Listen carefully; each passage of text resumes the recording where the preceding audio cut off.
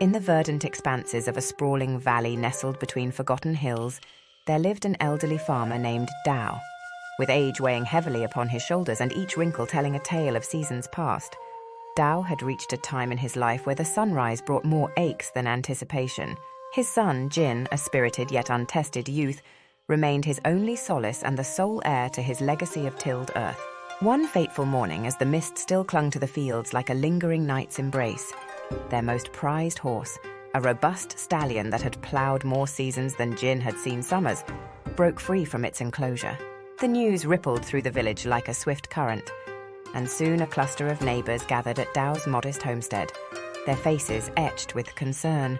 What a misfortune, Tao, losing such a magnificent beast at a time when you can barely manage the fields yourself, they clucked sympathetically. Tao, leaning heavily on his gnarled cane, surveyed the horizon with eyes that had seen many harvests come and go. Maybe, maybe not, he responded, his voice a mere echo of the wind. The very next day, as the sky painted hues of gold and amber across the world, the runaway stallion returned at the lead of 3 wild mares. They pranced at the edge of Tao's land as if teasing the sun itself with their freedom and vigour. The villagers, witnessing this turn of events, rushed to Tao's side. Their earlier sympathies turned to exclamations of joy. Tao, what fortune shines upon you? Not only has your stallion returned, but it brings with it horses of fine build. Surely you can rest easier now with such a gift, they rejoiced. Tao watched as the horses grazed on the tender shoots of spring, his expression unreadable beneath the afternoon sun. Maybe, maybe not, he uttered softly. Not a day later, in the eagerness of youth and dreams of glory, Jin attempted to tame one of the wild mares.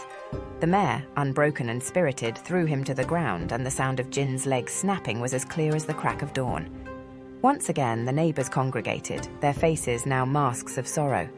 With your son injured and no other to help at hand, what will you do? Old friend, this is a true calamity, they lamented. Tao looked upon his son, who lay grimacing yet resolute, and said once more, maybe, maybe not. As the wheel of time spun, the imperial army marched through the village, drafting every able-bodied young man to fight in a distant conflict. Jin, with his leg bound and healing, watched from the sidelines. The same neighbours stood by Tao's gate, watching the soldiers with heavy hearts. Tao, it seems fortune favours you after all. Your son spared from the war that will claim many. What strange luck that an injury should bring such a blessing, they mused amongst themselves.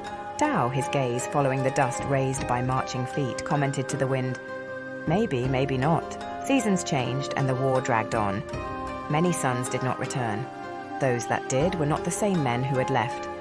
Jin recovered, stronger not just in body but in spirit. The mares, now integrated, multiplied the farmer's stock. Tao's fields flourished as Jin took up the yoke in his father's stead, his resilience forged in adversity. Years later, Tao passed away quietly, leaving the lands to Jin, who had grown wise beyond his years. And when the village came to Jin with their grievances and sorrows, seeking the wisdom of his father through him, Jin would listen and often reply, maybe, maybe not. For in Tao's simple refrain lay the wisdom of uncertainty, the understanding that life's essence is not in the events themselves, but in our responses to them. In the tapestry of existence, each thread holds potential for both fortune and misfortune, and only time reveals the pattern that destiny weaves. For more Simply Sound advice stories just like this, like and subscribe. Thank you so much for watching. Stay blessed.